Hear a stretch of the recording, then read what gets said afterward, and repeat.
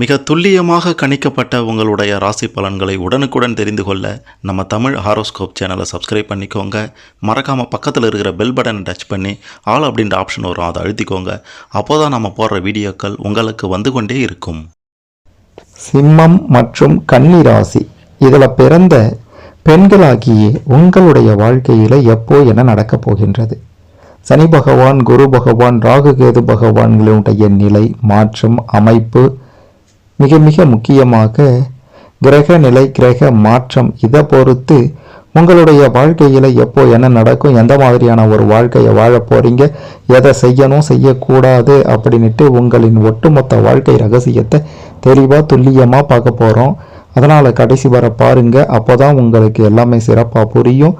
அதுக்கு முன்னாடி சிம்மம் ராசி, கன்னி ராசி இதில் நீங்கள் எந்த ராசியில் பிறந்தீங்க அப்படின்றத கமெண்ட்டில் சொல்லுங்கள்.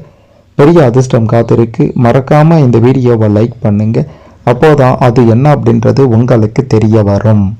அடுத்ததாக சிம்மம் ராசியில் பிறந்த பெண்களாகிய உங்களை பற்றி பார்க்கலாம். உங்களுடைய ராசியின் அதிபதி ராஜ கிரகமாகிய சூரிய பகவான் என்பதால் ராஜபோகத்துடன் இருக்க விரும்புவீங்க. நீங்கள் எந்த ஒரு முடிவும் எடுத்துவிட்டால் எந்த காரணத்தை கொண்டும் அதை மாற்றிக்கொள்வது அப்படின்றது உங்களுடைய அகராதியிலேயே இல்லை.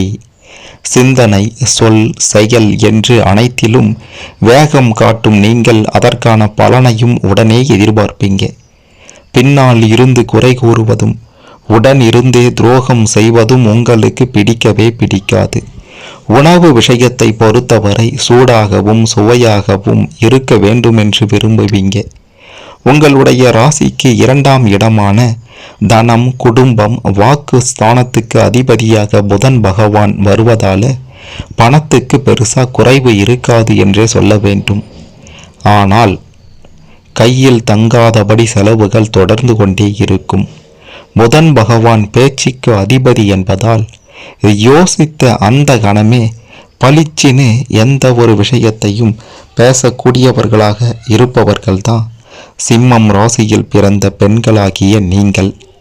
சுகஸ்தானம் மற்றும் தாயார் ஸ்தானமாகிய 4ஆம் இடத்துக்கும் பாக்கியஸ்தானம் மற்றும் தந்தை ஸ்தானமாகிய 9வது இடத்துக்கும் செவ்வாய் பகவானே அதிபதியாக வருகின்றார்.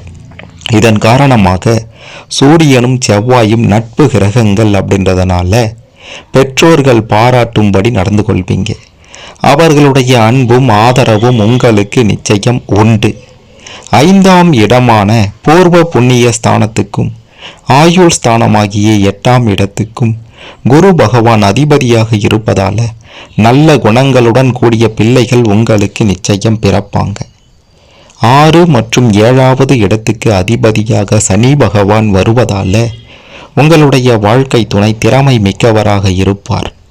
படித்த படிப்புக்கும் செய்யும் வேலைக்கும் பெருசா சம்பந்தமே இருக்காது என்றுதான் சொல்ல வேண்டும். இருந்தாலும் சிறப்பாக உங்களால் செயல்பட முடியும். சிலரை வைத்து வேலை வாங்கக்கூடிய தொழில் உங்களுக்கு அமையும். பெயர், பணம், புகழ் ஒன்றாக கிடைக்கும் துறை அல்லது பதவியை தேர்ந்தெடுத்து கிடைக்கும் வரை காத்திருந்து சேர்வீங்க. சூரியன் சிவகோத்திரத்தை சேர்ந்தவர். சிவனுடைய அம்சமாகவே சூரியன் விளங்குகின்றார். சூரியன் நெருப்பு குழம்பாக கொதிக்கக்கூடிய கிரகம். இவ்வாறு பூலோகத்தில் சூரியனுக்கு நிகராக உள்ள ஒரு தலம் எது அப்படின்ட்டு பார்த்தீங்கன்னா திருவண்ணாமலை தலம்தான். கொழுந்துவிட்ட அக்னியானது கருணையின் பொருட்டு இங்கு மலையாகவே குளிர்ந்திருக்கின்றது. சிவனே மலையாகவும் மலையே சிவனாகவும் பிரிக்க முடியாதபடி விளங்குகின்றது. சூரியன் எப்படி எல்லாவற்றுக்கும் மையமாக உள்ளதோ அதுபோல பூமியினுடைய மையமாக திருவண்ணாமலை தலம் விளங்குகின்றது அப்படின்ட்டு ஸ்காந்த புராணம் சொல்லுது. ஏற்றம் ஏமாற்றம் என்ற மாறுபட்ட நிலையை நீங்கள் கடந்து எப்போதும் முன்னேற்றம் அப்படின்ட்டு உயர வேண்டும் அப்படின்னா சிம்மம் ராசியில் பிறந்த பெண்கள் உயரமான திருவண்ணாமலையையும் அருணாச்சலேஸ்வரையும் வணங்கி வாருங்கள். உங்களுடைய எதிர்காலம் சிறப்பாக இருக்கும், நினைத்தது நடக்கும் என்று உறுதியாக நிச்சயமாக சொல்லலாம். அடுத்ததாக கன்னி ராசியில் பிறந்த பெண்களாகிய உங்களை பற்றி பார்க்கலாம். உங்களுடைய ராசிக்கு புதன் பகவான் அதிபதியாக வருகின்றார். மற்ற ராசிக்காரர்களைப் போல எதிலும் பட்டும் படாமலும் இருக்க மாட்டீங்க. மற்றவர்கள் பேசினா பேசுவீங்க, மற்றவர்கள் பழகினா பழகுவீங்க அப்படின்றலாம் இல்லாமல் நீங்களாக பேசி பழகுவீங்க. கன்னி ராசி அன்பர்களாகிய நீங்கள் தன்னை தானே அறிமுகப்படுத்தி கொண்டு மற்றவர்களை ஆழம் பார்ப்பதிலையும் ரொம்ப ரொம்ப வல்லவர்கள் என்றுதான் சொல்ல வேண்டும். புதன் பகவான் மட்டும்தான் தன்னுடைய ராசிகளில் ஒன்றான கன்னியிலேயே உச்சமடைகின்றார். அதனால் உங்களுடைய திறமையை, தகுதியை பிறர் அங்கீகரிக்க தவறினா உங்களுக்கு நீங்களே மகுடம் சூட்டிக் கொள்வீங்க. உங்களை சுற்றி நடக்கும் வெளிச்சத்துக்கு வராத அவலங்களை தட்டி கேட்பீங்க. பிறரிடம் வேலை செய்தாலும் பெரும்பாலும் சொந்த தொழில் செய்யவே விரும்புவீங்க. பணம் குறைவாகவே கிடைத்தாலும் மனதுக்கு பிடித்த வேலையை செய்யவே விரும்புவீங்க. எப்படி பார்த்தாலும் நீங்கள் தொடர்ந்து தொழிலாளியாகவே இருக்க மாட்டீங்க. உங்களுடைய 2ஆம் இடமான வாக்குஸ்தானத்துக்கு சுக்கிர பகவான் அதிபதி என்பதால உற்சாகமாக பேசுவீங்க. உங்களுடைய ஆறுதலான சில வார்த்தைகள் மற்றவர்களின் வாழ்க்கையில் நல்ல திருப்பத்தை ஏற்படுத்தும்.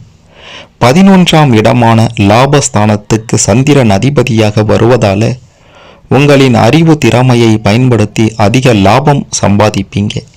உடல் உழைப்பு அப்படின்றது குறைவாகவே இருக்கும். கன்னிராசி அப்படின்னாலே பொதுவாகவே சாதாரணமாக இருப்பீங்க. கோபம் வந்தால் கூட உடனே மறந்து விடுவீங்க.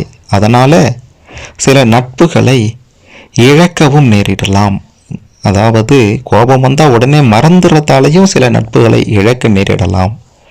உங்களை யாரேனும் அவமானப்படுத்தினா ஆவேசத்துடன் எதிர்ப்பீங்க. உங்களுடைய வாழ்க்கையில் எத்தனை துன்பங்கள் வந்தாலும் நீங்கள் செல்ல வேண்டிய ஒரே தலம் திருவெண்காடு தலம்தான். ஏன்னா உங்களுடைய ராசிநாதனான புதன் பகவான் தனி சன்னதியில் அருளாட்சி செய்து கொண்டிருக்கின்றார். உங்களுடைய முன் கோபம் குறைய இந்த தலத்தில் இருக்கக்கூடிய அகோர மூர்த்தியை தரிசித்துட்டு வாருங்கள்.